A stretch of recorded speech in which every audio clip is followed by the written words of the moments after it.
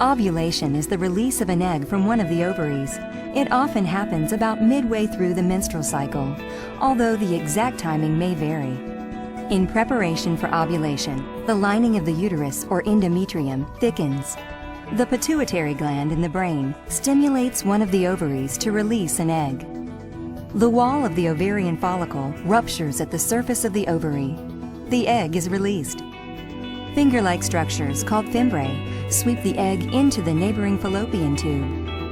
The egg travels through the fallopian tube, propelled in part by contractions in the fallopian tube walls. Here in the fallopian tube, the egg may be fertilized by a sperm.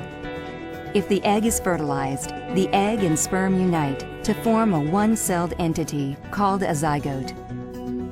As the zygote travels down the fallopian tube toward the uterus, it begins dividing rapidly to form a cluster of cells resembling a tiny raspberry.